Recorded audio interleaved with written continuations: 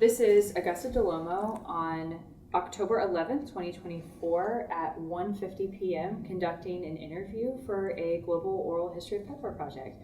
And I'm here with Senator Frist to begin. Senator, could you start off by introducing yourself and establishing your connection to PEPFAR and the years you worked on it? Yes, indeed. My name is Bill Frist. I spent 20 years in medicine and 12 years in government, the PEPFAR years. And since then, have been working in all sorts of things, from climate change to the Nature Conservancy and starting small businesses in healthcare. Coming back to the PEPFAR year, just as a real quick overview, I was majority leader in 2003, the time of PEPFAR and the initial announcement of the State of the Union message. I had previously been working in the field of HIV/AIDS specifically from a congressional standpoint, being in the United States Senate, representing Tennessee for years and years and years, sort of the backstory to HIV/AIDS and PEPFAR. And then prior to that, for 20 years was in the field of medicine. And I mention that because that was my first introduction to that cagey little virus of HIV/AIDS. And of all the people working at the highest level in the policy arena, I had a tremendous amount of direct experience, not so much as a senator and as a policymaker, but as a physician who has treated many, many AIDS patients all around the world. Could you take us back to those first times that you encountered HIV/AIDS and what it was like as a doctor, as a physician, and just your initial exposure to it and kind of what the climate was like at the time?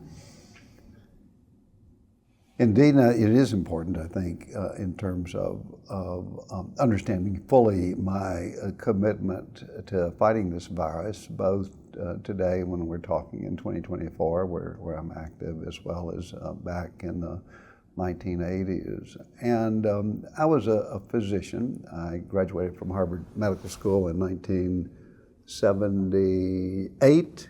And interesting time, because it was just 3 years later that the first cases of a mysterious illness was first reported, and this mortality and morbidity report that at the time was like a little Bible of reporting for doctors, for medical students, things that were unusual. And there were 5 cases reported of, well, ultimately it was Kaposi's sarcoma, a type of cancer, but nobody knew what it was. Nobody knew what caused it. It was from the West Coast. And I was a medical resident, a surgical resident at Massachusetts General Hospital. And I heard about it because that's the sort of thing we study every week, unusual cases around the country and around the world. We didn't know what it was, but over the ensuing 18 months, the National Institutes of Health put together a real focused investigation on what caused these cases, because there were initially 5, and then there were 25, and then there were 50 and 100, and then 500 cases, but nobody knew what it was. Was it a virus? Nobody knew if it was a virus. Was it a bacteria? Was it some other biological element or reaction to an element? But in 18 months, it was fascinating because the NIH, putting all their investigators on it, came up that this was a little virus, a cagey little virus, a virus that changed faster than just about any other virus that causes a disease, and it was ultimately the HIV/AIDS virus. So that was all when I was a resident and I was doing my surgical training. Then all of a sudden, because this little virus that changed, we had no treatment for, we knew nothing about it. We knew it was killing people around the world. We knew it was beginning to hollow out societies in different countries. A scourge in terms of almost an epidemic, an unknown epidemic caused here in this country. And all of a sudden we had to start treating blood in the operating room. I was doing surgery every day, 2 to 3 cases a day of heart surgery. All of a sudden blood, which had been sterile in the past, became deadly if that blood was infected and that infection got into one of the nicks that we have. When you're doing surgery, you end up sticking yourself on, and you can get little cuts you just don't even think about. And then all of a sudden it became, blood for the first time in the history of man became a toxic substance.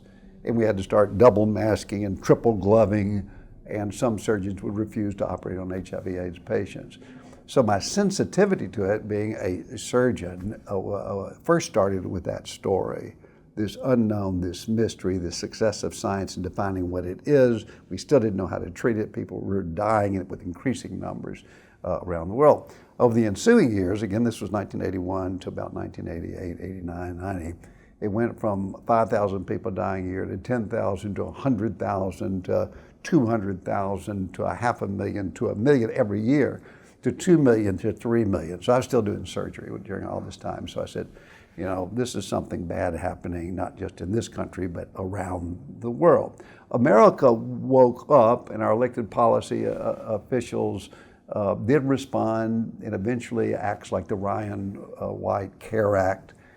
People remember the story of Ryan White, hemophilia, blood transfusion, got HIV/AIDS. And we responded in this country, but again, I wasn't in policy yet or politics yet, but we as a country were not responding around the world. Then in the 1990s, I didn't come to the United States Senate until elected 1994, came in 1995. So in the 1990s, I had started doing these medical mission trips. And the medical mission trips were me as a surgeon going around the world, spending anywhere from 2 weeks, sometimes maybe 10 days, to 3 weeks to a year. My medical mission trips were as a surgeon, not doing heart surgery, but doing general surgery and doing cleft lips and hydatid cysts from the liver and hernias and some things I'd never seen in my pretty advanced training at Stanford and Harvard and Mass General here. But we're doing that in areas mainly throughout Africa, ultimately around the world. But I did about 15 different trips over a period of time doing surgical services. This, again, started before going into the political government world. And during that period of time, I would go see people in, say, South Sudan or Botswana, and would be doing surgery, and then the little clinics that we were in, many times out in the bush, there might be 3 people to a bed. You know, you'd see a bed, and then you'd see 2 feet here and a head between it, and at the other end, squished in these little beds. And then I'd come by 2 days later, and those 3 people had died. And nobody knew what it was. It was called wasting disease in those early years of the sort of 70s and 80s in Africa. It didn't come to our country until 1980s, but throughout in Africa. And then it was pretty clear in the 90s that it was HIV/AIDS. We defined what it was, but we had no therapy for that, no treatment for that. And we didn't have diagnostic tests because the diagnostic tests were too expensive in the 90s. And so then I came to the United States Senate. It's not why I ran for the United States Senate, but immediately started working on it in 1995, 96. I went on the HELP Committee, which is a Health, Education, Labor, Pension Committee. I went on the Foreign Relations Committee, which kind of tied all of this together to me. And for those, I spent in Congress 6 years with President Clinton and 6 years with President Bush, and worked with both of them on this initiative coming through. And the 6 years with President Clinton, we made a lot of progress treating HIV/AIDS and tuberculosis and malaria around other countries, but did a good job with HIV/AIDS. Not a good job, but we responded as a government to the ravaging impact that HIV was having in this country. But what we did not do, either as a Congress or an executive branch, address the fact that there were 3 million people dying of HIV/AIDS around the world every year. At that time, about 3 million people were dying of HIV/AIDS, and we weren't doing anything globally. A little bit of exaggeration I'll come back to, but we're doing very little. And about 2 million people were dying of tuberculosis, another disease I was very familiar with because of my medical mission work. 1 million people dying of malaria. Now, why did I focus on it early? Because of the real life experiences before I lost my mind and went into the government. And it was just part of what I did, and as being a physician, treating people one-on-one, doing surgery, and then and getting to know their families and seeing this hollowing out of society, this death, not so much of old people or even very young people at the time, but of people teaching school and the policemen and the sort of civilians, 15 to 30 years of age, hollowing out societies on these trips to Africa. And they were to South Africa and Botswana and to Ethiopia and to Sudan, South Sudan, where at that time, something called Southern Sudan at the time, where I would see this hollowing out of society. So then in the United States Senate, there was one third element, and that was I was the only doctor in the Senate. There was no, our great representative government. There were like 60 lawyers, but there were no doctors. And the fact that there was nobody trained as a scientist clinically to talk to everybody else was having to listen to lobbyists or maybe constituents who had stories. But nobody had spent 20 years in medicine every day taking care of people sensitive to the science and to the unknown and to the limitations of diagnostic tests. And so one person, 99 others, none of them were a doctor. I had a certain responsibility, I felt. And so I became a voice, and a trusted voice at the time, talking about these particular issues. And then from 1994, 1995, when I got there to 2000, we made progress in the Ryan White Act. That came in part through the HELP Committee, the Health, Education, Labor, Pension Committee. But it was really noticeable to me that we were not doing anything globally. And I'll edit that just a little bit, because we were spending about probably $300 million a year through the various appropriations processes globally. But that's not very sounds like a lot of money. That's like piddly amount of money when you have 3 million people dying across the world every year. And I served in both Democrat and Republican administrations with Clinton and President Bush, President Clinton and President Bush. So I sort of saw both sides. And sometimes Republicans were in charge in the Senate, sometimes they weren't. So I sort of saw this mixture there. But being the only doctor in the United States Senate, having direct experience with this cagey little virus, when I say cagey, the problem with the virus, unlike all these other viruses that we have and think of, is it's constantly changing. So this virus is the fastest changing virus. So if you want to build a antibody to it, to kill it or stop it, by the time you built your antibody to it, it's already changed again and that antibody doesn't work. And so we knew that we would never get a vaccine. Hopefully we'll get one someday, but to this day we don't, now 20 years later. But we knew that a vaccine was not going to work. And so then we had to say we needed a comprehensive approach. We're not going to have one drug that comes in. We need to, be able to diagnose it, so we had to develop the technology to do that. Government can't do that. That takes our scientists. We got to be able to treat it with other drugs, the symptoms. Government can't do that. It takes the pharmaceutical industry. And we can demonize all these people, but in truth, it took this comprehensive approach. So then in the late 1990s, a lot of work has gone on, and 2003 was the culmination. The president's sort of announcement halfway through that State of the Union message. I knew it, and probably a handful of others. Not very many people knew it at the time, and that he was going to make that announcement. But the build up to that was accumulation of a lot of work in the legislative branch. The executive branch changed depending on who was in charge there, but in the legislative branch, and I had the opportunity to do that through the committee structure. So we started through multiple different legislative venues, but even that took the nonprofit think tanks on the outside, and a good example of that is with the CSIS, the Center for Strategic and International Studies. John Kerry and I became co-chairs on a task force. And this is what kind of think tanks are for, to identify these problems that are out there and then bring together the coalitions and sorts of people who can address things in ways that may not just be what can Congress do or what can the president do, and then bring in all the stakeholders. And we did that and held a series of our, again, outside of government, but hearings and conversations. And Democrat, John Kerry, Democrat, Bill Frist, Republican. I wasn't majority leader, I was just another United States senator. And we put together proposals and legislation that could be proposed or could become the foundation. The best thing about it, especially as we reflect now in 2024, looking back where things have gotten, almost tribal at the political level, and it will get better when people are listening to this. Hopefully by then it's gotten better. But back then we did get together and we spent time in conversation. We spent time addressing issues, and we would work all day, and then John Kerry and I would go and spend the evening over dinner talking about these sorts of issues. And it's not just the principals; it's the staff, the reporters who are reporting on it, people from these countries.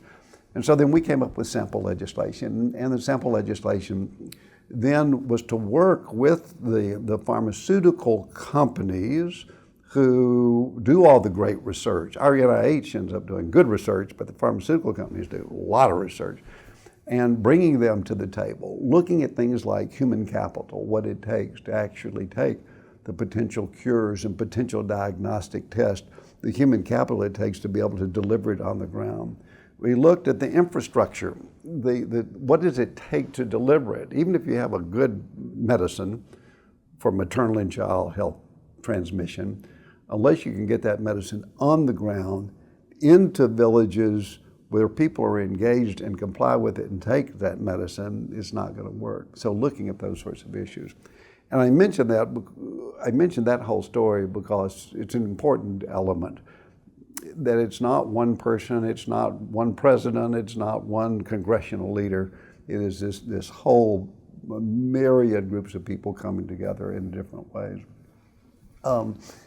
As I look back sort of at turning points, a lot of work, Hillary Clinton at the time was a senator at the time. Again, this is about 20 years ago now.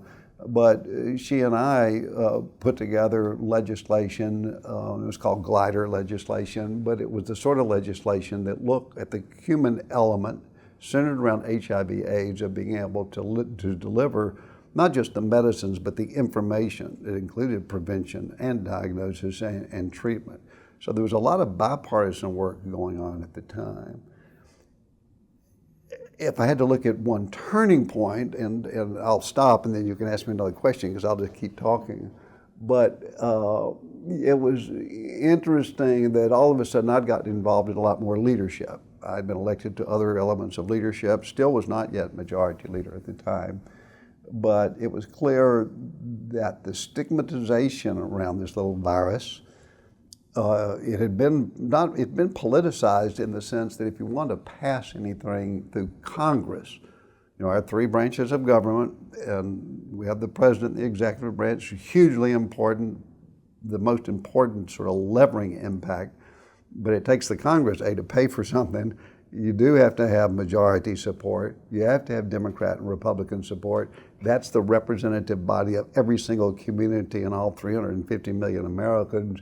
How do you get their support on an issue that had been tribalized, had been a partisan issue? It had been stigmatized. There were elements of most people would say it would be impossible to unite America around a single initiative. And there's certain sort of touch points of bringing that together that we can talk about. I would love for you to reflect a little bit on what you described as, you said Congress is only putting $300 million into global HIV/AIDS, which is, it's a drop in the bucket when you think about all the things the American government spends money on. What did you see as the unique role that the U.S. could play? What were the things that you thought early on, this is what we could do, this is what we should do? Tell us a little bit about your early vision, especially as you're navigating, as you said, a divided Congress and these different partisan interests. Yeah, it's a great question. What I saw, and this is sort of my individual perspective, I had come from a clinical basic science arena where ultimately the answers from a fundamental standpoint had to come out of that. Because at that point in time, we had no treatment. We had a big problem, millions of people died. We had no treatment. We had no therapy. And the research that was going on had gotten us to a certain point that it was going to cost $12,000 a year to treat every person, but there were 23 million people every year who had it. Every year there were 23 million people, so there's no way that you could afford that. So from a vision standpoint, as a scientist and as the only clinical medical scientist in the Senate, that vision that we had to get the science right. We had to bring people to the table to innovate in real time, and that takes inspiration, and that takes a call to action, and that's jumping ahead. That's where the president came in and did such an effective job. President Bush came in a really unexpected way in many quarters coming in. The sort of second component, and is from my participation in foreign relations and just sort of being in the Senate and having that opportunity for 12 years to serve people, the United States of America has a history of standing up globally and standing for what is right. And you can go back to the wars that we've had to fight, that we've had to lead on. You can come back to the entrepreneurial capacity as it applies to new technology, the commitment of our government around the issues of compassion and lifting people up. But that is the American history itself. So I knew from a vision standpoint, if we could couple the science, we knew what the problem was, could couple the science, and we could couple with the commitment of what makes America great throughout our history, from those early being this sort of experiment of democracy. Coupled with the third component is that we are the only country in the world that has the magnitude of leadership I talk about, but also of resources. We are the richest country, were at that time in the world. And therefore, we can't pay for it all. We don't have that much money. We had to get participation from everybody. Everybody has to put a little bit in to be a part of it, but that we were going to have to take a financial leadership position. And it's a big deal, and I mention that because the American taxpayer sitting back here, and we're talking right now in the Middle Tennessee, Nashville, Tennessee, I had 7 million people who elected me to the United States Senate. And every day they elected me, I needed to come out and tell them why it's important for them to go to work today, to give their tax money to somebody who's in Botswana or Nigeria or South Africa, and here is why. And the constituent will say, I care about them, but I also need to buy the medicines for myself or my child. I need to put food on the table. I need to think about the water that I'm drinking here, and I need to think about the safety of street lights in my neighborhood here. And that's the challenge of the constituency of being a legislator. And you're balancing that out, and that's why our leadership comes in. But the United States of America, through the taxpayer, through the average American, Democrat, Republican, put that aside, had to say, yes, we're willing to follow. And that leadership component is the great story, I think, of PEPFAR. That is 3 branches of government coming together, working with the sort of industrial complex of research and science and pharmaceutical companies and great universities, all targeted on one issue to really change the course of history. It's really striking how you describe the different aspects of society pulling together, whether it's government, it's the research scientists, it's CICIS and the think tank world. I'm curious how, even pre-PEPFAR, how you saw that intersection. What are the ways that it worked really well? What were the things that you were thinking about of, I want to put something like this into place if something like a PEPFAR is going to be successful? What did that look like to you? So in my mind, the vision was pretty much there, but I wasn't one of 100 United States senators, and so I didn't. And also, I came from 20 years in medicine, taking care of patients one-on-one, from a regular life here in Nashville, Tennessee. So it's not like this was like any great, vision that one person or 2 or even 5 have. It really is how you piece together a puzzle that is one of the greatest puzzles in the history of humankind. This was as big an issue, though people didn't realize it, as the bubonic plague in history. It was that big. So the first thing was the messaging of it. How do you do the storytelling to bring people together, to bring all these disparate groups and the think tanks and the policy people and the left and the right and the evangelical group and the entertainment group, all that it takes to bring people to the table. And it is the storytelling, and that in part is such a basic thing that we all know, but the initial story and the intimate story of fundamental caring about the person next to you or on the other side of the world, that it's all the same. And to get people in a state of mind, which everybody starts nodding their head to. People get it when you start talking about other people, the interdependence, and that we're all basically the same. So that was sort of the first big challenge. And then the second big challenge is to take the disparate pieces and interest coming at it from all different angles and give them a common platform of a diagnosis of this is the problem. And then thirdly, that this is the potential treatment plan. It's not a cure, it's a treatment plan. And the treatment plan has to be through legislation. It has to be the PEPFAR legislation. It has to be piecing all of this together. And that took a mobilization of lots of constituencies. And that's hard to do. And I think the success and where we are today, 20 years later, when 25 million people alive today, all that we know, the impact, we didn't know at the time. It was more of a dream and more of a vision.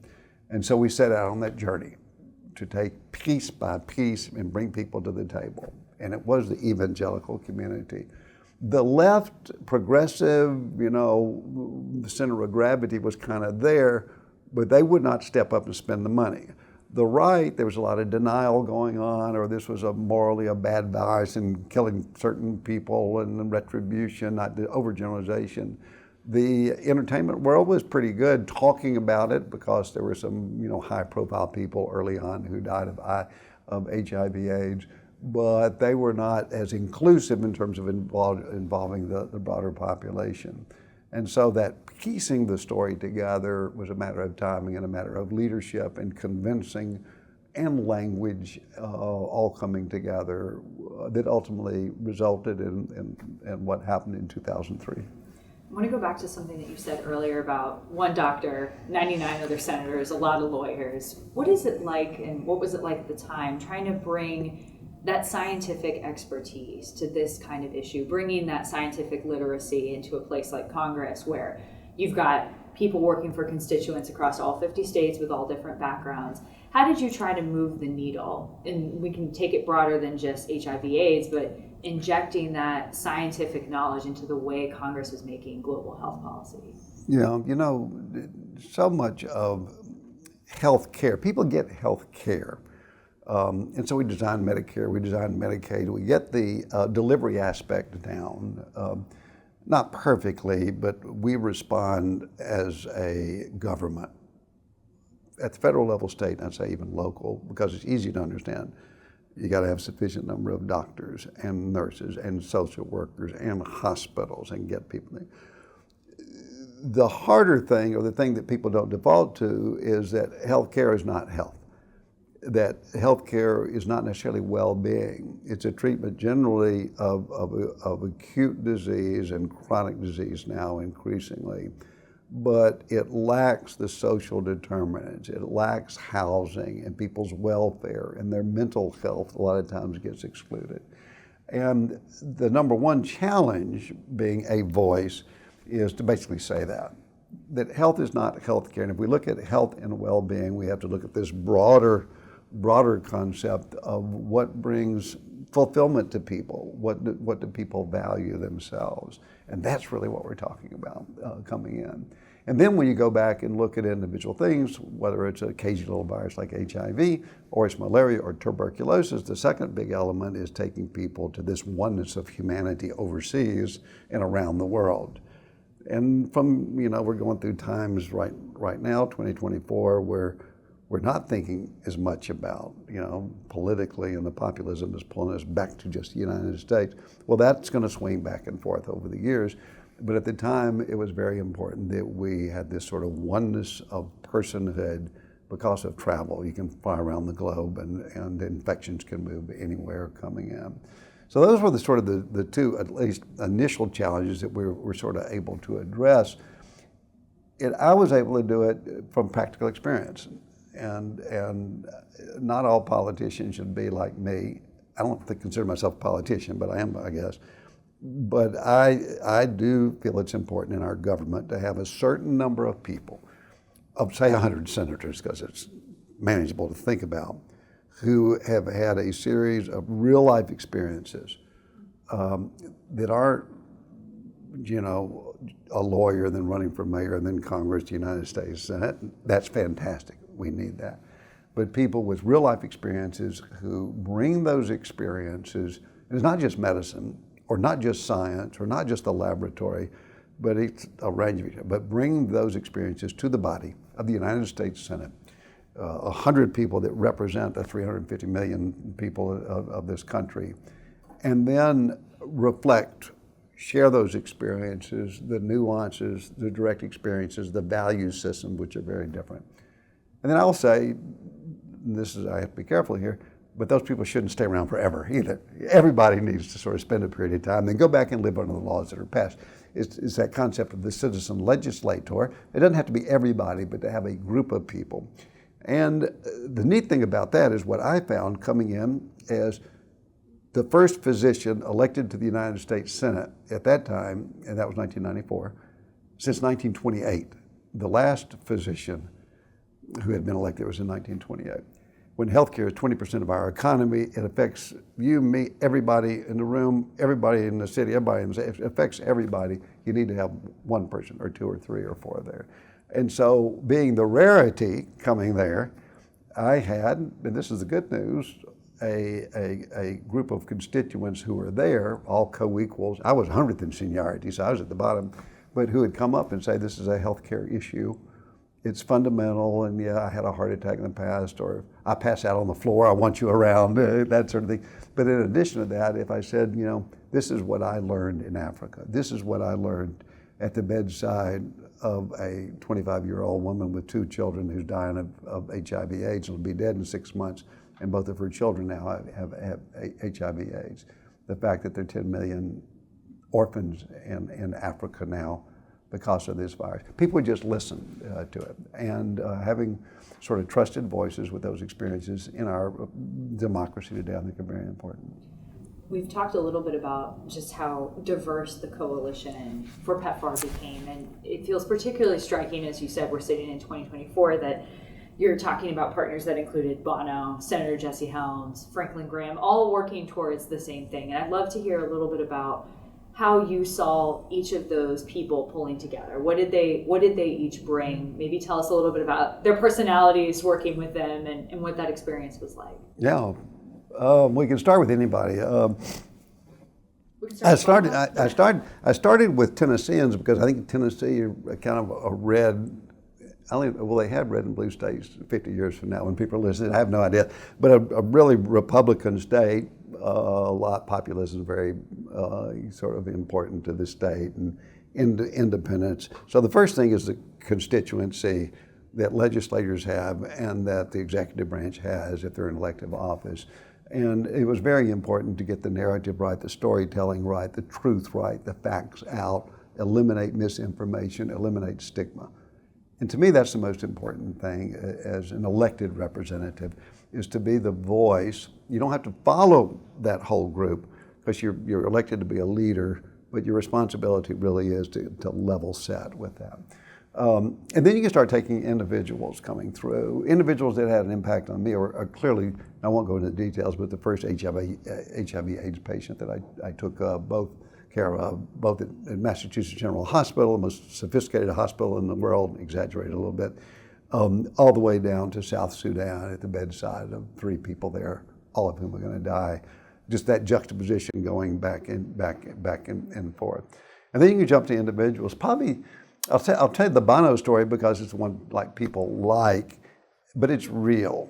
And I got to live it, and he got to live it, and it's worth telling. Bono and I first met in the late 1990s. He would come to Capitol Hill with his boys. Bono was of U2, I think most people will know that, but I have to be careful these days. You don't know. It's 2024. That's exactly right. And then who's going to be listening to this when? But as a worldwide known, respected figure who's about my age, but he's had like 5 careers, inventing himself, reinventing himself, but all around YouTube, music, consistency there. Huge following. And he would come and see me for this legislation in the late 1990s about high indebted countries. And he'd come in, I'd say, Bono, I've got entertaining people come in, or entertainment type people coming in all day with their cause. And I'll work with you on this, and we ultimately got it done. And so we developed a dialogue, and then about 2000, 2 years later, and we kept in touch, he said, the high indebtedness country forgiveness of loans has nothing to do with PEPFAR, what we're talking about, but was successful. He said, now there's another issue that I'm hearing about, but I don't know very much about, and it's this virus, HIV/AIDS. So he called in December and said, in January of 1999, 2000, can you and I go to Uganda? And I said yes, because I go to Uganda and do surgery, go to all these places and do surgery. I said yes, but 6 weeks from now it may be hard to arrange, but we did it. And so went to him, and we traveled and had a niece of mine, Corinne Barfield at the time. She went with us. She's a nurse. And he may have had one other person, but wasn't this entourage of a senator and a rock star. And then we just traveled throughout Uganda. And we left there both convinced that two issues. One was clean water, which we were focused on, but second, this whole scourge of HIV/AIDS, we had a responsibility to do something about, me as a policymaker and him as a voice for the world, and a moral voice, and a voice that could speak to people that clearly the senator is not going to be able to speak to coming out. And so we began to work on that, and then he worked on it. And then he, again in 2021, again, 2023 is sort of the PEPFAR sort of peak. The president came in and really pushed things hard. I said, Bono, you're good and you've got your constituency, but you got to speak to Tennesseans. You got to speak to rednecks around the Midwest. You got to speak to Ohio. And he said, okay, I can do that. And so he literally, it was World AIDS Day. Either we finished it or we started it. He did a bus tour that he was on, and I would go in and out of, and he would talk to people just very directly about his experiences. That impressed me a lot. I mean, here's somebody who basically I suggested you need to talk to them, and then he came back and said it was one of the greatest things he's ever done, to be able to talk to people in the Midwest and in the South about an issue they just didn't know about coming in. And then he was supportive throughout, and he developed a relationship with Josh Bolton, a very close relationship, and then President Bush, and then it came together. So that's a great story, because we had somebody like him reaching constituencies that President Bush couldn't reach, Josh couldn't reach, I couldn't reach, and impossible. Another figure is Jesse Helms, and I think if I look back, the story has been told, but I think probably for me, who was in the United States Senate, and none of this happens unless it passes the Senate. None of it happens. You can talk about it, you can lead on it, you can say it's important, but if it doesn't go through our legislative branch of government. And so that's the responsibility that I felt. Coming back, being a doctor, do no harm, taking an oath. My first oath was to do no harm. It was medical. To make it happen, we had to get it through this body. And the people that it had to convince, for the most part, would be conservatives who had locked down, didn't understand, didn't listen to, it sort of locked down that I'm not about to vote for treating people with this evil virus coming in. And so Jesse Helms he was the icon from North Carolina, was the most respected conservative icon, voice of conservative philosophy in the United States Senate and in the United States Congress. He was very firm in his Christian beliefs that this was a moral scourge, and therefore he's not going to be throwing money at supporting treatment of this virus. They're very open about it. It sounds so crazy at the time. I mean, right now it sounds so crazy and archaic. How could anybody even think that way? But that was just where culture was in America at this time. And so I was on the Foreign Relations Committee, and he was a good friend. North Carolina, Tennessee, we were together. And so I went in, and he has two things. He had liked Bono and met Bono, because every time he'd come to Jesse's office, all the staff members would come around and ask for Bono's autograph. And Bono, he draws these cartoons and figures, and he'd scratch them out and give them. And like he was a rock star coming in. In Jesse's office, Jesse would be sitting behind his desk, a big figure, imposing, deep voice, You know, he had the look of a conservative senator, and he had the power of the world because of running the Foreign Relations Committee, but also just his respect. And then Bono would do the storytelling. Bono is a person of faith, so is Jesse Helms, really a person of strong faith. Bono is too. His whole Siloam history comes from when he was 18 years old. A lot of people don't realize that. And that faith and commitment to oneness there. I would be in the room sort of watching all of this and the conversation going. And then from a political standpoint, what turned Jesse was not me. We were good friends. He knew where I was as the doctor. He trusted me. He trusted Bono from their past work. But we reframed the issue as which is a real issue. There are 10 million orphans. Jesse Helms supported an orphanage in Africa. He supported it. He'd traveled there. He knew the people there. And the fact that there were 10 million orphans because of this virus. Forget everything else. Forget, who got it, how they got it. Just Jesse put that aside. But looking him in the eye and saying, there are 10 million orphans right now, orphaned because of this little virus. And Jesse said, that couldn't be true. And then, it's true. And then Jesse basically said, we're going to do something about it. And at that time, I had an amendment we were spending about $200 or $300 million. I thought we ought to be spending 3 times that to spend $600 million. And I said, Jesse, the way that we can do it is spend $600 million, 3 times what anybody has ever spent. And again, this is a couple of years before the PEPFAR story. Nobody knew what PEPFAR was at this time.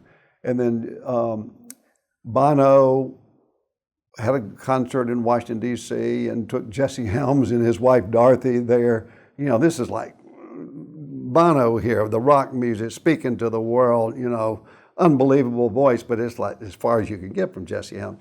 Jesse Helms was there, and he said, this is so loud. Dorothy took cotton balls out of her pocket and stuck it in her ears, and stuck it in his ears, and yet they would sit there. And then I saw Bono last year. He was running through here with promoting his book. This is 2023, and we're talking about 23 years before. And he said, do you remember that night Jesse Helms was at my concert, and I was up there singing, and I was hitting the ground, and I was speaking to the world, and the lights were flashing, and then Jesse was over there, he put his hands up in there and waving like the rest of the group. And he said, at that point, I knew we were going to get this done. So jumping forward, Franklin Graham, one last person I'll mention. Franklin is really interesting, and some people, have certain attitudes, and these sort of changed over time, but it's really interesting. At the time, Franklin Graham, Billy Graham's son, Billy Graham, great evangelical pastor, probably the greatest in the country in the 1950s and late 1960s. He ran a thing called Samaritan's Purse, Franklin did. And Franklin basically said, we've got to bring the evangelical community together. We know that at the time, birth control, the evangelical community, again, it sounds like this sort of archaic, but at that time, the evangelical community, said birth control, is not something we should be promoting. The reproductive rights, abortion issue, all got kind of tied up in it.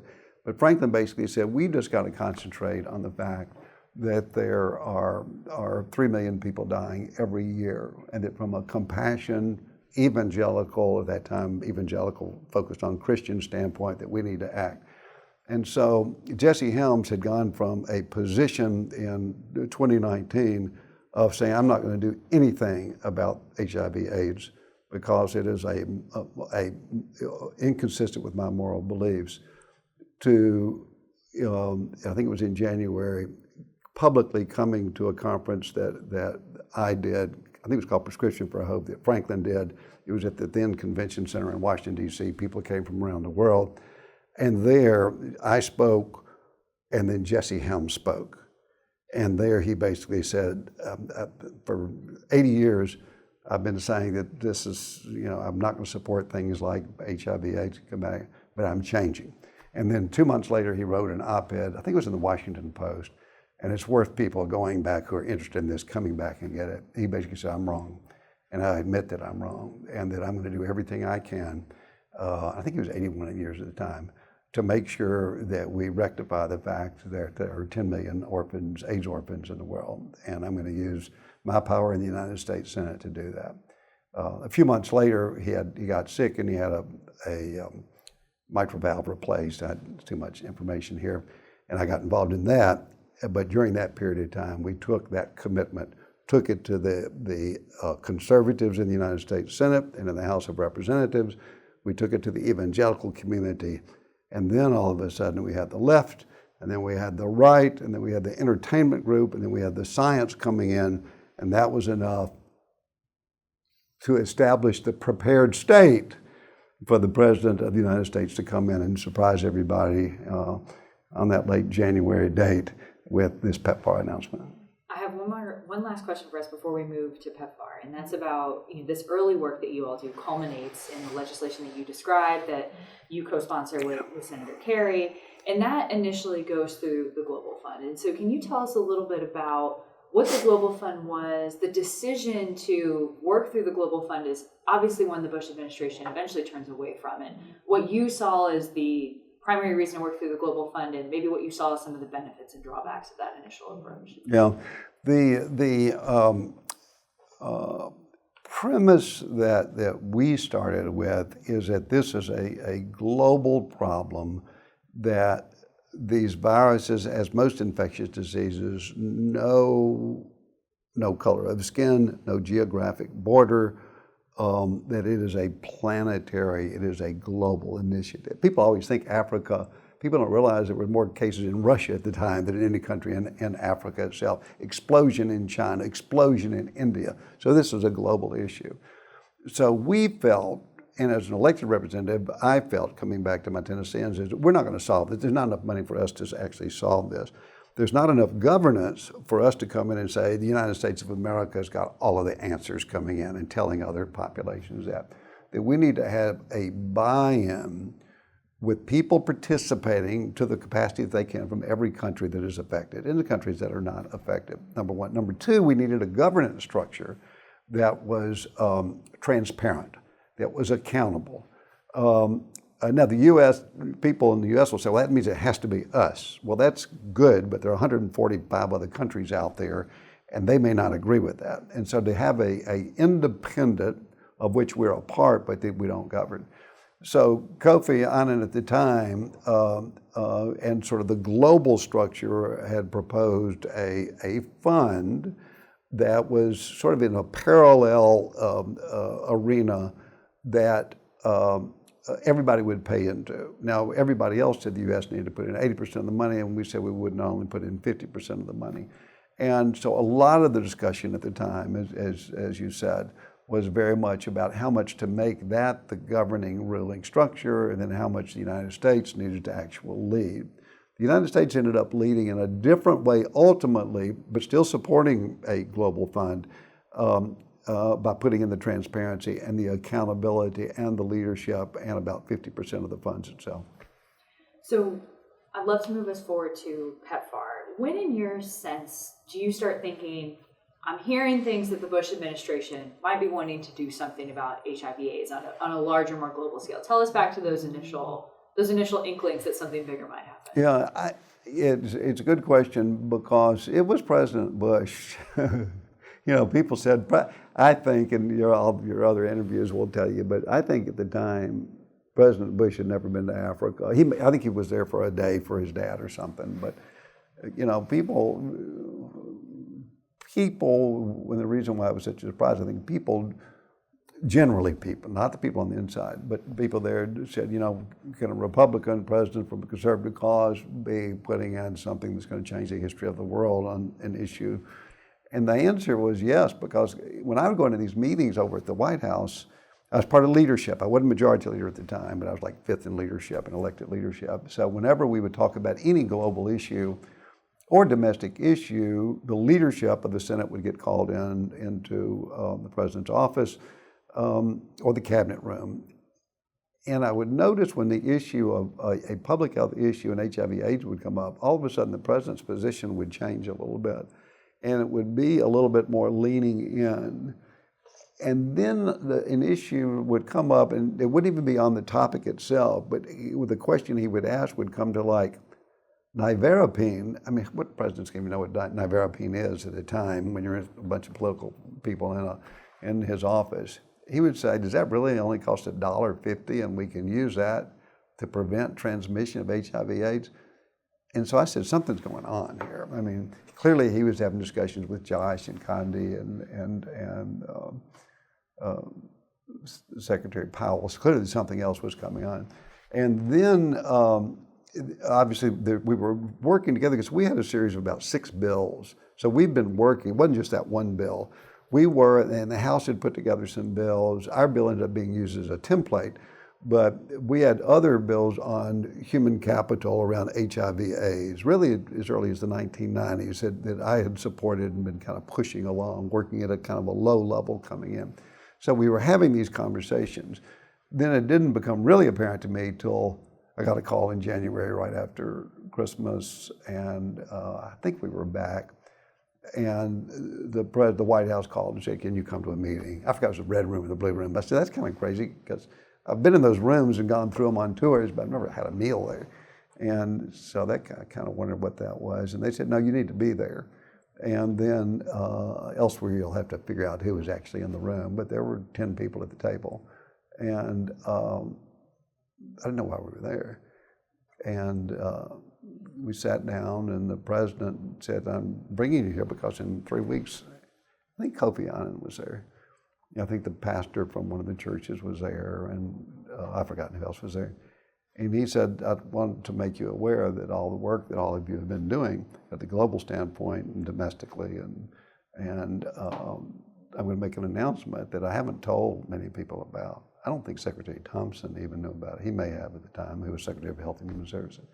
He said, but a handful of people, and you're going to be really pleased with it because I'm going to go out and address this in a way that no president has ever addressed a single microvirus bacteria in the history of the world. And that's when it really hit me that something's going to happen.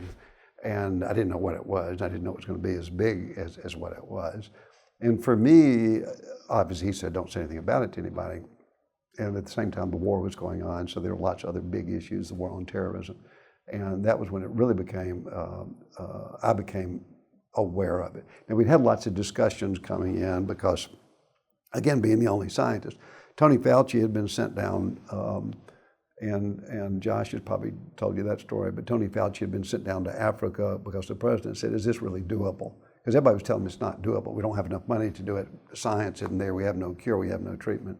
And so Tony Fauci at the time, our best scientist in the field, went down and came back and said, yes, Mr. President, it may cost $12,000 a year now, but we can get the price down to $200 to $300. And yes, over time, we'll be able to get treatments to treat the symptoms so that people can live a life, and based on his knowledge. And I knew all of that. So I knew all of that was going on. And then we've been working with Josh and Bono and the others about building a constituency. But I remember that night well, and then 3 weeks later, the announcement came. Can you tell us about your reaction after the announcement? As you said, all of this is great, but it doesn't matter if it doesn't pass the Senate. And that's your job to get that across. And so as majority leader looking at that challenge, what are you weighing? How are you sizing up the board of how are you going to move this through? What are you thinking after the initial euphoria of how do I actually get this done?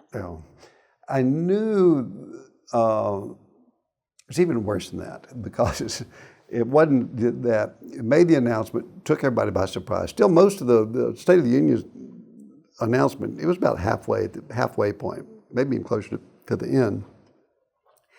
And I remember in my interviews that night afterwards, after the State of the Union message, all the political figures run down to talk to the news about their reaction. And at that time, I was Majority Leader of the United States Senate. And I forgot whether it was Larry King or somebody else, but I said afterwards, the State of the Union message was great, powerful, all the things you'd usually say. But I said the thing that people can remember decades from now is going to be what he said in those 2 minutes about this new program called PEPFAR, President's Emergency Plan for AIDS Relief. Nobody knew what that was coming in, that's going to be probably the most important thing. And I remember saying that. And then I remember, I think it was Larry King, I think whoever it was, basically said, oh yeah, is that right? And then they went on to something else. But that was my initial reaction. And then the next day, got the call. The reality of it was that the president said, I want this. This is that much to me. And it really came from him. All this really came because it was his compassionate conservatism. It was real. It brought together, I think, the reason he wanted to be president of the United States, to be able to have an impact at this scale, not just while he's in office, but over time. And it worked. I mean, it was hugely successful. But then he said, from a practical standpoint, and by the way, I need it within 6 months. And it was the G8, I think it was the G8 coming in. And I said, what do you mean you need it in 6 months? We can't move that fast. You know, think about it today. You know, it takes years and years and years. And you're asking me as leader representing 100 people to pass something that a year and a half ago we couldn't get 30 votes for, 20 votes for. And he said, yep. He said, I said, that's pretty big, Mr. President. And he said, yep, it's pretty big. And it's why we're here.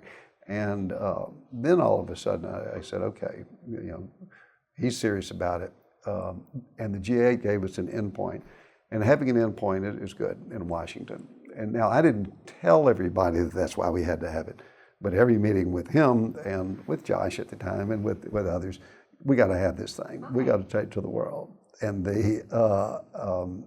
so we did. So we started working on it and started pulling the constituents together. And that was hard to do. We had lots of different pieces of legislation. There wasn't one piece of legislation. The president didn't give us a piece of legislation. The president just said, go do it. And that's the way the system works. People think there's a legislation coming in. So we started piecing it together. So you have to work within the United States Senate. You had Democrat and Republican. We had some good bipartisan pieces of legislation, like the Frist carry piece. Senator Kennedy and I had a piece. Senator Clinton and I had a piece. And so we started putting those together. And then you have the House of Representatives. And they're doing the similar sort of work there. And at the end of the day, we got to get those two bills together. And I didn't know if we could pull it off really, because it's faster than, probably in my 12 years in the United States Senate, it was probably faster than any piece of legislation we'd ever gotten through. And we had to get it through, not just with majority vote, we had to get it through with supermajority vote in the United States Senate at the time. But in May of that year, we were able to go out and basically say we got it done in line with the intentions. And you never know how those things work out, but you know, and again, kind of jumping ahead and looking back, that piece of legislation has withstood the test of time, modified appropriately over time. What would you say, in thinking about when you have these conversations with President Bush and coming in from your conversations with other members of the administration, what were his and their administration priorities? What were the things that they really wanted to see in the legislation that you knew had to be in there? And what were the things from your colleagues that you knew you really wanted to get those in there? What were those pieces as you were trying to reconcile all of these different things? It's a great question, because it did call upon an understanding of public health, population health, science.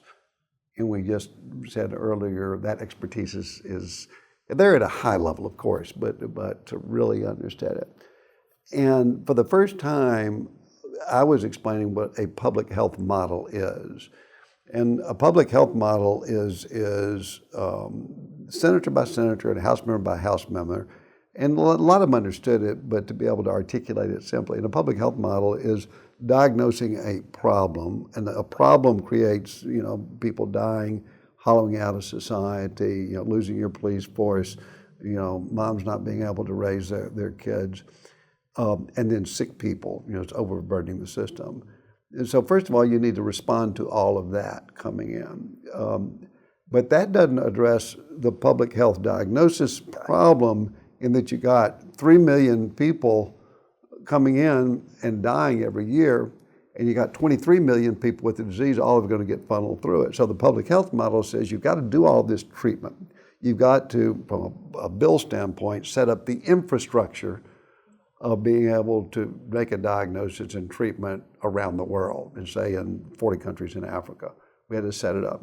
But then you have to go back and see what are the root causes of that. And that is the prevention. Because the only thing we could do is really prevent somebody from having the virus, since we had no treatment at the time. We had no effective treatment at the time, or it was really expensive. And so that was the challenge. That was number one. What are those sort of things? And the prevention was pretty good because you could talk to the conservative people, the ABCs of abstinence, and really stress that in your conversation, or be faithful, the B. The use of condoms, well, some people there, you say, some people didn't believe, and so you have to push that aside. So that's sort of language building in. So that public health model was sort of the first challenge. The second big challenge was the distrust of other countries overall, not too dissimilar to what you'd expected. Some people basically said we don't have that responsibility. And then that came back to setting up a structure of good governance and full transparency. And that's what the American people want. If you can get them there and say, this is what we're doing, this is why we're doing it, and this is the governance around it to make sure that's the case, that is the best use of your dollars coming in. And so once we were able to set up that structure and get that conversation going, and then convince people that if we did that with the infrastructure, it would have its impact, we knew it would be effective. And indeed, it was effective, but that was a challenge. Sort of the third component, which was probably not most important, but really important to the administration, to the executive branch, was the fact that you wanted to make sure if you're going to be helping somebody, that you're helping somebody and their people or countries who are going to use that money wisely. And there were autocrats that you wanted to help the people to, but if you put the infrastructure in, you gave them the money, you did everything right, they're going to abscond with it. It's not going to happen. And therefore, we wanted a filter to be able to at least initially filter the resources to the countries who we knew were going to use it to the impact and to the level of excellence that we expected it so. You mentioned the challenges that the Bush administration was facing with all of their other pieces of legislation. There's obviously the war in Iraq.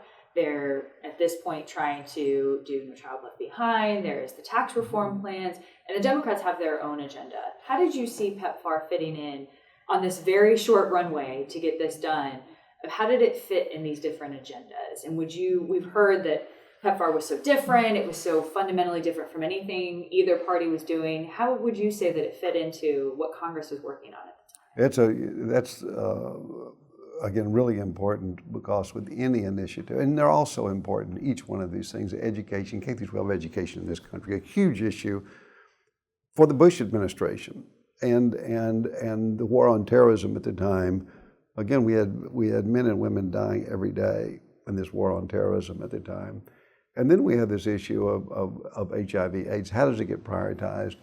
And the prioritization took a lot of cross-fertilization. And by that, I meant that war on terrorism is a global initiative. It's not here in the United States predominantly. We have to fight it here. But at that time, again, it was a war. Was in the country, in countries, across the other side of the world. We'd had the impact of 9/11 here, so people felt it. But this sort of globalization and understanding that issues of health and well-being, not just healthcare, tie into our safety and a war on terrorism took a framing that you could use to your benefit, or that we use to our benefit. You can't hollow out a society of their soldiers, of their teachers, of their police people, which causes them to lose hope because of a virus, because where do they turn? They turn to the war on terrorism.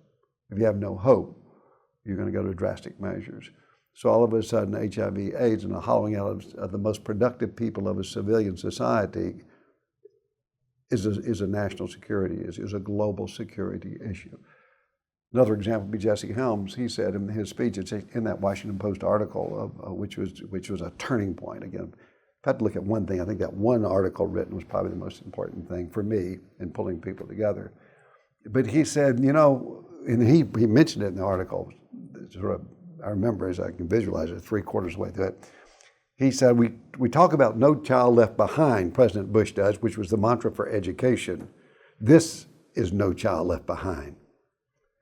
If we can save 3 million people a year, and we can save 500,000 kids a year, that's no child left behind. Even the fact that he put that in that article relates this interrelationship. No Child Left Behind in the article about HIV/AIDS by Jesse Helms, the arch conservative of America, tied to one of the three top agendas of the President of the United States, tied to this global messaging coming in.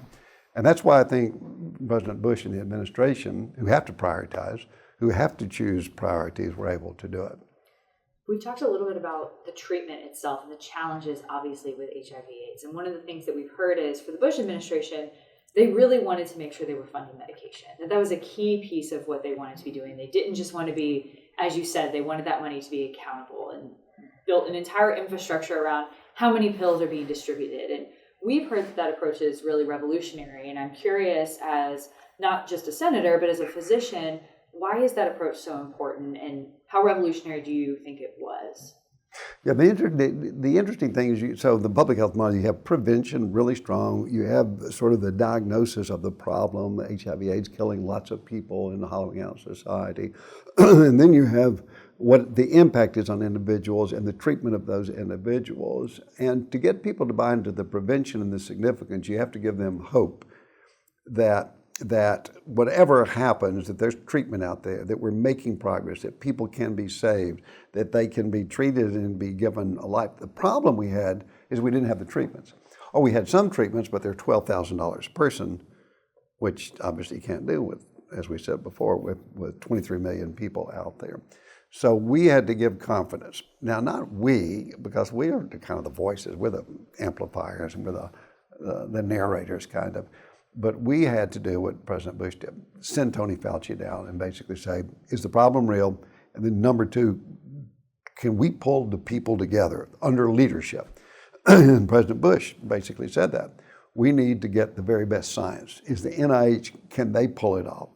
He went to the pharmaceutical companies and said, okay, you're out making money and you're doing research and you're looking at heart disease, lung disease, and all this other, but here's another issue. Can you come in and put your very best scientist on it? Are you willing to sacrifice profits to be able to address this issue? And that is this pulling on everybody's best angels to come to the table, which is this sort of compassionate, conservative voice of President Bush. And that's where the leadership is so important, to be able to pull all those different strings and elements together, get them to recognize their other priorities, but give the very best at some sacrifice. Pharmaceutical companies, I'm sure, made a fortune on it and have since then.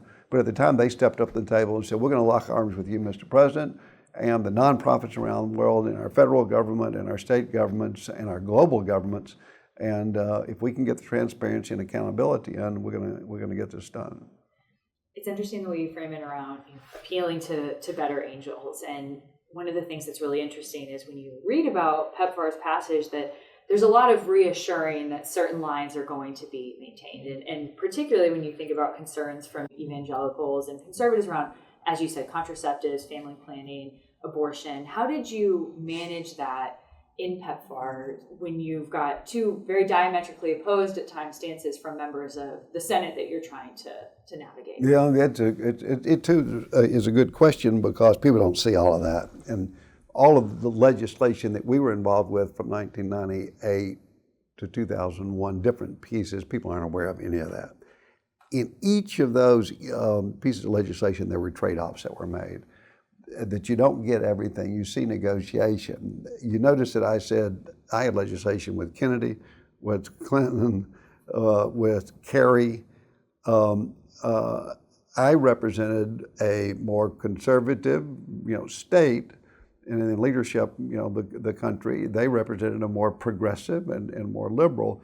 So when we come to the table, there's no way we're going to agree on how we do everything. So in each of these pieces of legislation, there are certain trade-offs. There's some bright lines that some people, said that we can't cross, and they may not have voted for it ultimately over on, but they came to the table to make it as good as possible coming in. There are always the abortion arguments, always, and reproductive rights always enter into the equation. And people basically had to accept certain lines that would not be crossed to do the greater good in other areas. So the legislation was not perfect. The really behind the scenes stuff, if you go way back, the House, sort of halfway through all this discussion, things went Republican. And all the legislation designed in the 1990s, all kind of tilted much more to the progressive, Democratic view. All of a sudden, that legislation, with the infusion of Republican principles, whatever they might be, doesn't matter what they are, have to be incorporated in, or there's no way you're going to get it through. The legislation in the House was more conservative than the legislation in the Senate. And at the end of the day, how are you going to put the House and the Senate bills together? So a lot of manipulation went on. It's this messy, the way things are done in Washington, D.C. And at the end of the day, the president said, we need these 5, 6 things that are important to accomplish this greater good. And we always talk about the money, the $15 billion. That's important, but what's more important is that we set up the apparatus of governance, of infrastructure that could address not just HIV/AIDS, but all these other parameters about health that make health more than just health care.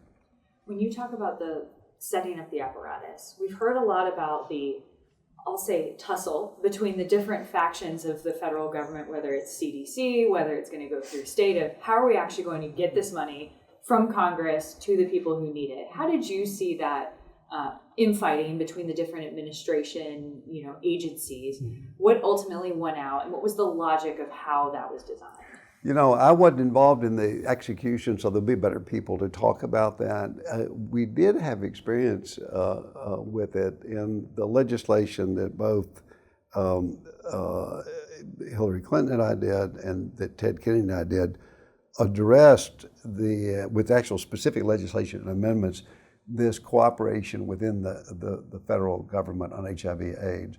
We knew that HHS, for example, did not really have authority in both authorization or appropriation overseas.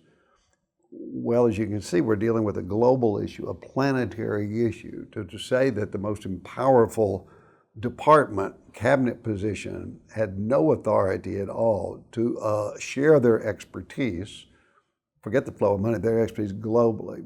So we were passing specific legislation in advance in addressing it. And even by having the hearings themselves for that particular legislation, we would bring the various departments into the room. Again, not the executive branch themselves, where all the departments are, but the legislative branch, and having them sit side by side and explain how they can work together.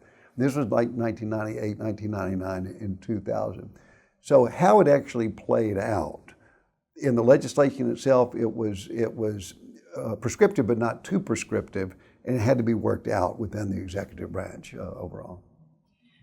Earlier you talked about Samaritan's Purse, and one of the big components of PEPFAR is obviously the role of faith-based organizations in its implementation. And it is a piece that becomes controversial. It was controversial then, and it was something that remains a controversial aspect of PEPFAR.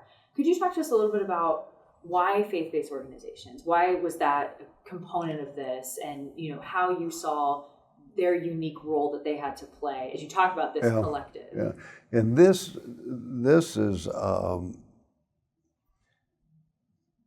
was a big change from the 6 years I spent with the President Clinton, with the 6 years with President Bush. And it's one of the advantages that I had, just in kind of understanding and seeing the way things work, that both, really wanted to hit this issue, public health issue, population health issue, individual health issue of HIV/AIDS.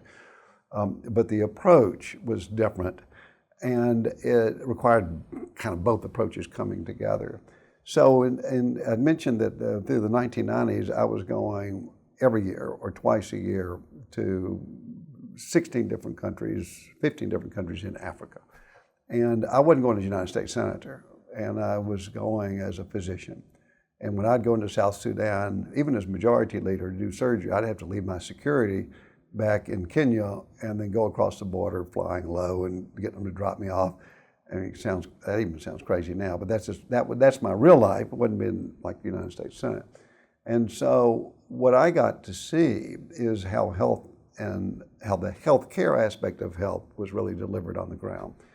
And if you travel, I keep saying Africa, but it really have done the same sort of thing in Haiti, been in and out of Cuba, been in a lot of these countries, but I keep saying Africa and the continent.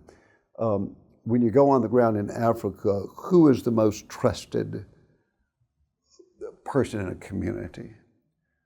Who does the individual mom trust the most? Who does the family in the community? Who do the community leaders trust the most?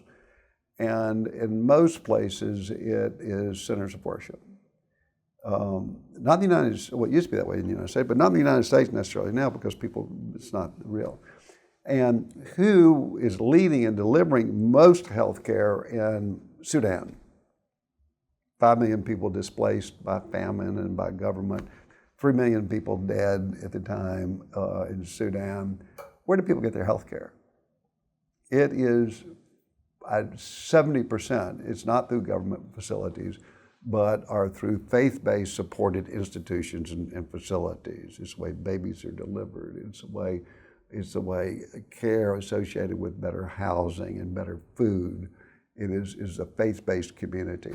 So I didn't get to see that, it's just the way it is. And so then when I'd come back to the United States and say it is against our federal law to give money, when we care about healthcare, we want to fix healthcare, to give it through faith-based vehicles. It was absurd coming in. And I had only been there, the Senate a few years. And so when President Bush came in and said, the reality is that is where healthcare and health is determined because it is the most trusted source, and it's there that these sort of better angels come up through. How can you exclude them coming in? Now it's complicated. It gets real complicated real quickly. But when I say that President Bush had, a series of 5 or 6 things he felt strongly about, and I'd had that experience, I said absolutely. There's just no way. Controversial, yes, is obviously. You're not supposed to talk about religion and politics at dinner, and there's a reason why you don't do that. You passed PEPFAR, Congress passed PEPFAR in 2003, and you retired from the Senate in 2007. Can you tell us about, in that in-between time, how you saw the initial successes of PEPFAR, the things that you thought it did really well in those initial years, the things that you thought, these are the pieces I would have liked a little bit more fine-tuning on? The good things, and so I did. So I had sort of really 3 years of being able to still go on the ground and see things. I think what went really well is our Congress, which has the purse string, has the money, said yes, said $3 billion a year. It's not like throwing $15 billion. That's a huge amount of money, huge amount of money. But Congress agreed with the president. It'll be $15 billion, but let's agree that it's going to be incrementally put in because it takes time to set up the infrastructure itself. People envision, just getting more drugs out or more tests out. We didn't have the tests, and we didn't have the drugs. That had to be developed. So what we could do, and this is what was really done well, first of all, the financing, the way it was done, and that's continued to this day, by the way, bipartisan, Democrat and Republican, which I wouldn't have anticipated. Usually these things get started and they disappear. Been pretty amazing. The second thing that was done really well is that people said that everybody, not everybody, but representative everybody said we need to build the infrastructure. That infrastructure is important. And part of the success, long-term success, is that the infrastructure has been built and used appropriately. And that's where good governance and accountability, transparency were important, which the administration, the Bush administration, insisted upon. And by the infrastructure, I mean not just shipping a pill down and hoping it gets to the patient, but the infrastructure of having a clinic that might also be doing maternal and child health and either the well baby care or the prenatal visits to be able to set that structure up. Now that meant simple things like communication. If you're having a healthcare issue and you're in the bush and you're 5 miles out, who do you call? Well, you can't call because you don't have a telephone, you don't have any way of communicating, and then you don't know who to call. So all of that kind of basic infrastructure that had to do with transportation, with communication, with access, with a healthcare person who knew how to navigate. None of that was set up at all. And so what was done well is the understanding of government, the nonprofit sector, the NGO sector, that was a huge responsibility and part of treating a virus that's in a person that kills that person. That sort of general understanding and participation. And then that was successful, as I said, for the third issue, is that transparency and accountability. To give every dollar coming in, number one, and number two, that money was going to only flow to people who could responsibly, without corruption, actually do the procedures and set up the infrastructure. Did you see, obviously you've left the Senate at this point, but once President Obama comes into office, did you see changes, as a spectator now, from no longer being in Congress, changes in how PEPFAR was implemented? Did you see differences in their approach versus the Bush administration? And have you noticed that change over time for the program? First of all, I've stayed very involved with it. Not very involved, but I follow it and participate on global boards now around HIV/AIDS, around public health. I participate with the Bipartisan Policy Committee and the BPC in Washington and co-chair their task force on AIDS follow-up for 4 years and writing reports on it, and continue to write about it, continue to advocate for it. With the turnover in the House and the Senate, now 20 years later, nobody is there who was there at the start. These basic principles in the storytelling, the importance of even sort of telling the story, is that people turn over fast. And that's a good thing, I think. But you do want to make sure that people understand the fundamentals for it. And so it's been amazing to me, because of that sharing of information, that passing of the baton, that the original premise that if we pull together and if we put the resources in and if we do it in a way that has the transparency that we've talked about, can have an impact on a problem that even we haven't fully defined in terms of what the prevention and treatment strategy is going to be, can be successful. And so when you look at the charts today of 20 years of funding, and you see $3 billion a year that President Bush was there and I was there, and $3 billion and $3 billion and $3 billion, $3 billion, $3 billion for those 5 years, the likelihood, maybe my expectations were that it would just fall flat. But for the last 15 years, it's $3 billion, $3 billion, $3 billion, $3 billion. For the last 15 years, Democrat, Republican, going back and forth. And that amazes me. It really amazes me. It also is a responsibility to kind of continue those same principles that President Bush outlined, that the Congress supported, and the Congress stepped up and actually put the legislation in that enabled it and made it possible.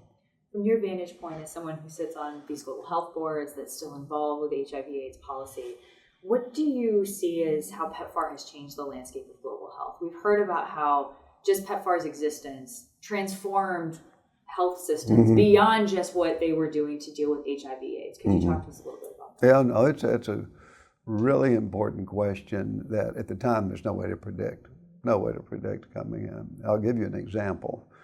And I don't have all these answers, I just happened to be there at that point in time and all coming in. But right now, if you talk to the World Health Organization or the National Academy of Medicine today, 2024, and you said, what is the single biggest challenge we have in health generally, but global health and planetary health?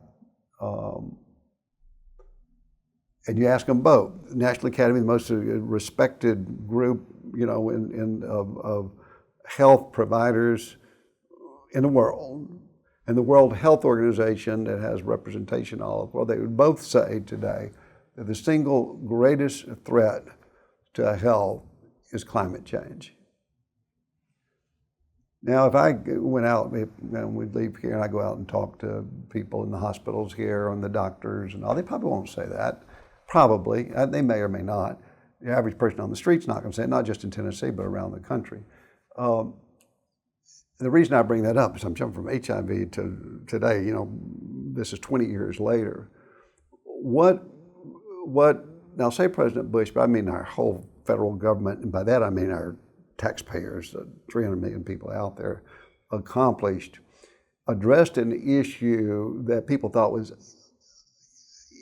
unsurmountable, unsolvable, too expensive, impossible to do. That sort of was, what people felt at the time. but through leadership and the power of government and a belief in America and democracy and leadership and what's right and compassion of caring of other people, we came together to address a problem. And it hadn't been solved, but it's had a huge impact that nobody fully foresaw. And now problems could come in the future. We're going to have another pandemic. No question about it. Are we ready for it? I don't know if we're ready for it or not fully today. We've got climate change, which the experts are telling us. So the reason why I relate the two is because how do I tell the story that we are going to be able to address climate change? And right now we don't know how, with the hottest days in the history of the world and with these hurricanes that are flashing through and killing so many people, people will say we can't solve it. We can't do it. It's insurmountable. Nothing we can do. It's nature. It's natural history. It's all of that. Well, it's not. And the way we're going to do it is the way we did HIV/AIDS. We're going to take an issue that needs to be defined. We're going to define the problem. We're going to make sure it's real. If we don't have the solutions, we're going to do our very best through technology, bringing people together, inventing the technology, bringing the creative people, the entrepreneurs together, and then we're going to address it. The outflow of it, the bad things that are happening, the mitigation, adaptation we need to do with more heat stroke, more deaths, more depression, more anxiety on hot days. But then we have to go back and look at the prevention side. And the prevention side comes back to issues America is divided on, how much carbon should we be putting in the air and the science around that. So I relate those two only because I can't think of a better thing in American history that shows taking a problem that we were probably as fractured on, as difficult about, that involves science. There's probably some social issues you could come to that are similar today. And so that brings people to the table, no matter if they're Democrat, Republican, left, right, and all that, to address these big issues coming forward. It's really interesting to hear you talk so much about bipartisanship, and it's a huge part of the work that you continue to do now. And I will say, as someone who is living through an era of not a ton of bipartisanship, it is amazing to read about PEPFAR, and you have Bono and Senator Jesse Helms in the same space. That feels so foreign now. And I'm curious, when you think about the importance of bipartisanship, especially for PEPFAR and the last reauthorization that was distinctly not bipartisan, how you think about that and how you think about the importance of bipartisanship in science and medicine, as you've just described.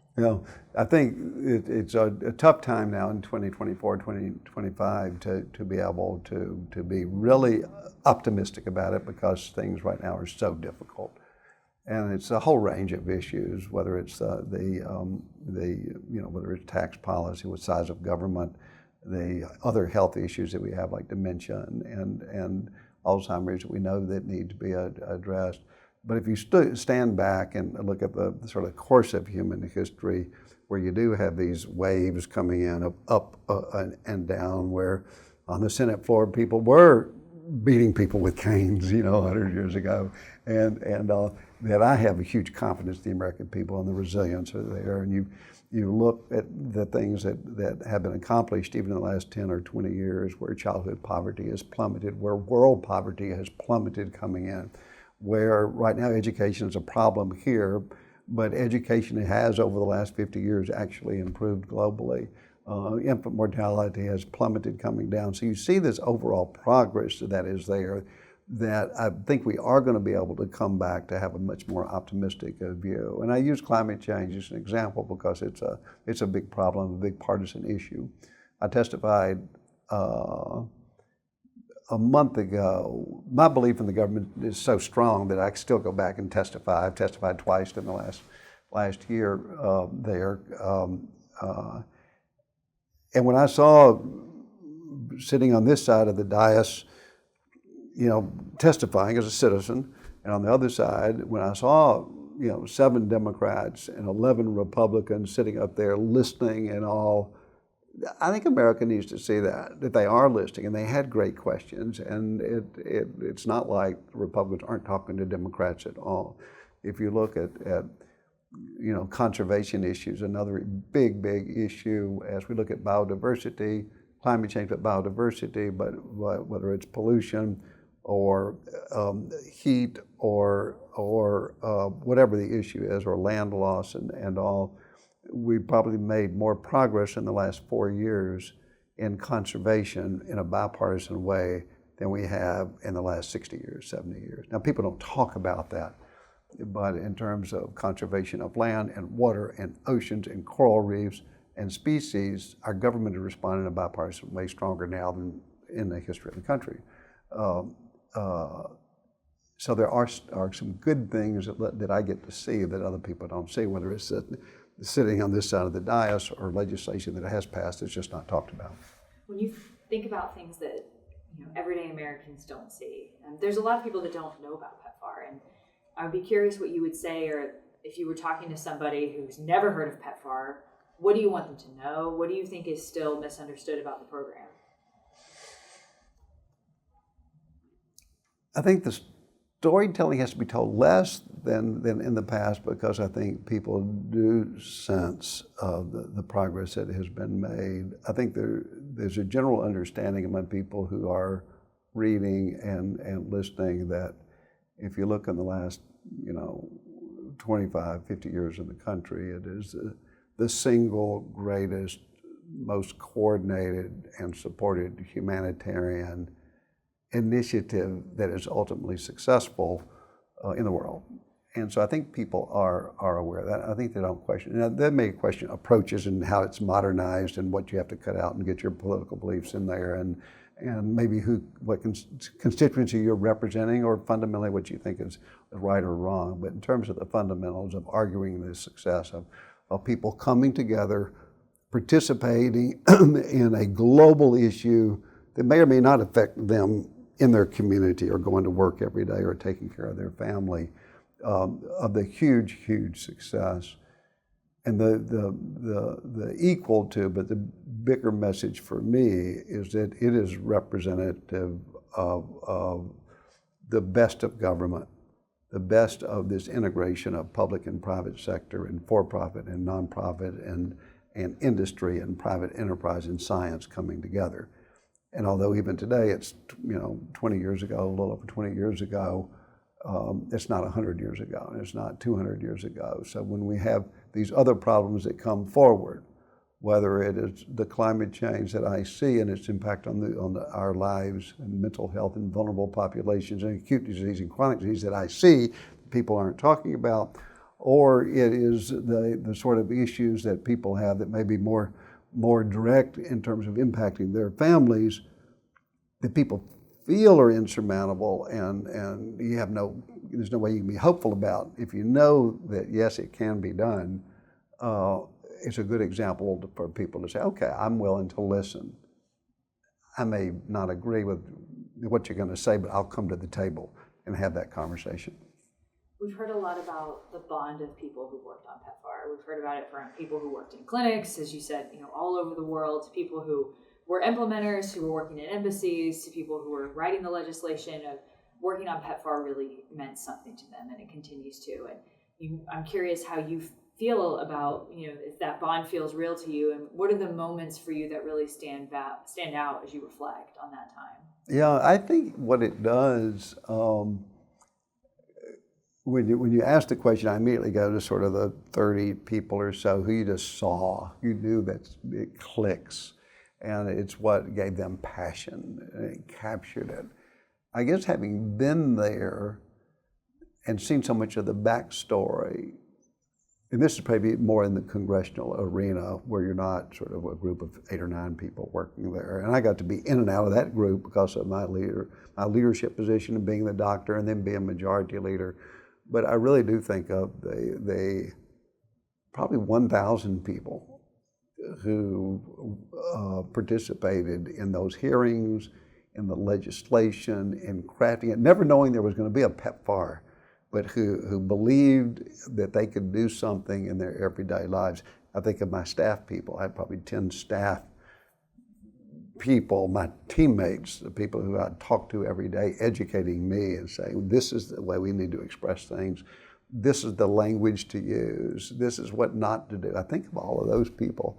And those are people that I still have on an email list, literally yesterday, them and doing other legislation that I keep in touch with, that I write to. And when we get together, we talk about all the things we're done, more often than not, they're going to come back to something having to do with PEPFAR. Thank you so very much. It has been a pleasure to really listen through like how we have been involved in PEPFAR and over 2 different presidencies. I'd like to find out, you've narrated a lot about the beginning of your involvement as a physician and how that built up into making PEPFAR happen. But have you been able to go to Africa post that, like since PEPFAR started happening, and what was the impression? Because you have a picture of before and after. What change was glaring to you, if at all you were able to go back to Africa and see how PEPFAR has been implemented? Yeah, it's a great question, and I go back to Africa a lot. My interest in Africa started beforehand through these medical sort of mission trips and my identification with the people on the continent, probably more in Sudan than other countries, but a lot in Kenya and a lot in Tanzania and other areas. And I was chairman and then ranking member on the subcommittee for African Affairs. So I got involved in lots of other issues in Africa, some really difficult like trafficking issues there that you would expect, things like water, where clean water is a big issue, and did the Paul Simon Act for Water for the Poor Act. So I got involved in lots of different things. And so I've had the opportunity to go back. I was in Kenya probably 6 months ago. In fact, not a prop, but for the last 6 months I've been wearing this bracelet. And it's a reminder of this oneness of humanity coming through. And so what I saw was unbelievable. It's been gratifying on multiple trips back there, because I continued the mission trips, and now I go back in different capacities in either organizations that I'm doing or in conservation issues and clean water and issues. And the clinics themselves were non-existent. And so I'll come into a place that literally there was no clinic there whatsoever. There may have been a woman, and there may have been tribal or not tribal, but with the responsibility of taking care of children and of overseeing the births coming in. And then now I'll go back and there'll be a clinic there that just wasn't there before. It won't be just maternal and child health. It'll be set up, obviously it does HIV/AIDS, it does the other infectious disease, and now increasingly it's doing chronic disease. And I guess being able to see that infrastructure, hospitals that are working in, it's interesting, some are no longer there because of the country that they were in. South Sudan, one of the places that I'd go back to. It's not there, and then Sudan didn't participate a lot in the PEPFAR program, whereas Kenya did, and South Africa did. And to be able to see that impact has been hugely gratifying. The flow of medicines has been much improved as well in terms of the distribution network. It used to be that we'd worry about cold storage and if we sent drugs down, most recently at the COVID, if we sent drugs down, would the cold storage be possible? Now, for the COVID and sending vaccines down, they were possible, where before with that infrastructure, it just simply would not have happened. Thank you so much. I'd like to ask a much more personal question, like working on HIV in this grand scale, US and then in Africa, how has it shaped the person that you are? Like maybe your career, what you're doing now, even your family, because we want to also tell like the human side of all this great work that's being done. We talk metrics and so many people were treated and everything, but that has been achieved over labor of people and families that had to endure you not being at home and all of that. So if you can just let us into that, how has it been part of this experience and how it has affected you as a person? Yeah, it's obviously impacted my life hugely. The fact that, not even thinking about this interview today, I have this on that I carry with me every day. From a personal standpoint, you're right, because I would leave for 3 weeks at a time, and my part of my family would not go with me. I did make a rule, which was interesting, for about half of my trips. Again, this is in the policy end of it. I would take one of my 3 sons every time, so it would rotate them through. Now, that got me in trouble sometimes because I would go to a place like the Nuba Mountains. I'm not sure if you know where the Nuba Mountains are, but in the middle of Sudan. And there used to be a lot of fighting going on there. And I was comfortable at going in as a doctor, and it taught me how we can use medicine as a currency for peace. Because I would go to a tiny little village, and there would be fighting among the North and the South, and the Muslim and the non-Muslim. And it's tough, the issue's complicated. But I would notice when we would set up our clinic in an old schoolhouse, the first year, and they'd bring people, the good guys they'd bring in, and the bad guys, whoever they were, they'd bring in. Didn't matter, you just treat them. This sort of, dispassionate treatment of everybody as just a human being. And then I go back the next year, and all of a sudden, that little schoolhouse had become a real clinic, and they'd added another room there, and then they had people setting up little markets outside. I said, how could this be? This fighting is going on within 30 kilometers of here. And then the next year I would go back, and there would be a little village, and there would be 20 different markets selling everything from tires to tennis shoes, to the tired shoes, to the little pharmaceuticals. And then it hit me that medicine is a currency for peace. Health is a currency for peace. It's this common denominator. And I tell that story because my kids got to see that. I'd take them back again and again.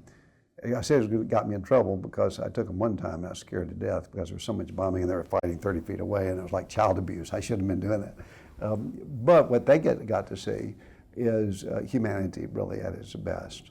And that this sort of, we talked about better angels earlier, but this sort of better angels, doesn't matter where you are, you get to see it. And so one of my sons went into international relations, went to global relations, and that's what he did. And he ultimately lived in Kenya for 4 years, lived in Botswana for 3 years, Zimbabwe for 3 years. And so clearly it had an impact on them.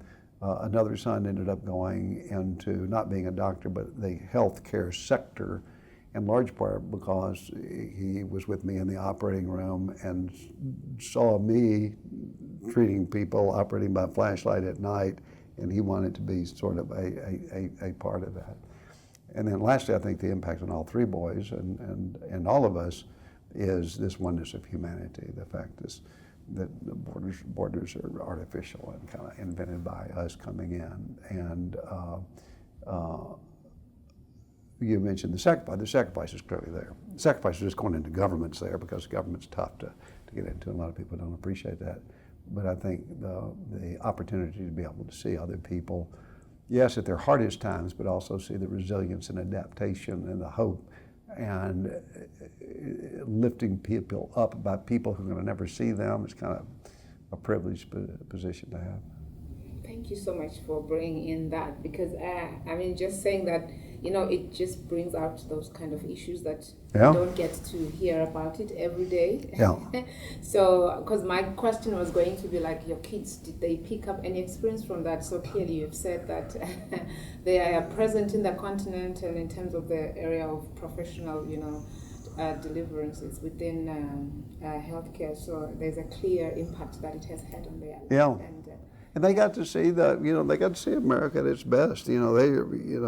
We all underestimate what kids see or what they don't see and how perceptive they are, but we all know they're a lot more perceptive than not. And then for them to be able to see through the work of their dad, but not because of me, but just going to work every day and coming back, and then people saying that the world is getting better, and America has a really very specific responsibility, because none of this could have been done without America. None of it can be done without America. And to be able to see that side of it in a world that we've talked about earlier has become very partisan and nothing can be done and we can't address these issues, can't pass a piece of legislation today. Well, they've seen it and they are the generation of leadership now, and they can share those experiences with their friends as well. So it shaped them in personal, occupational ways, but other ways as well. And hopefully pass that baton to their friends and networks and what have you. Yeah. Thank you so much for good. sharing that perspective. Great to be with you. Senator, that is everything we have for you. Is there anything that we didn't ask that you think would be important to share? Let's see, what did we not talk about? Beginning to end. think that's it. I think that's it. I do have one question Yeah. that's not related to PEPFAR. Yeah. Our camera did not capture how we set up this shot. There's a very large water buffalo above your head. Oh. We were told to ask about it, so we would love to know about the water buffalo. So the story behind it. it's interesting in that I chair the Nature Conservancy, which they may or may not have mentioned coming on, which is the largest conservation organization in the world. Huge. It's 5,000 employees, 1,000 scientists, 44 countries, and all. So I travel all over the world talking about things that I implied a minute ago: biodiversity, climate change, species loss, balance of nature. We talked about the oneness of humanity, but humanity is like here and the world is like here in terms of chronology. And so anyway, the water buffalo is a buffalo that really represents to me this whole, it does lots of different things, but it suggests this whole world of this sort of balance in nature itself, and conservation is a constant reminder about that coming in. That's why it's up there. Fantastic. Thank you so much, Senator. Good, thank you. Great to be with you.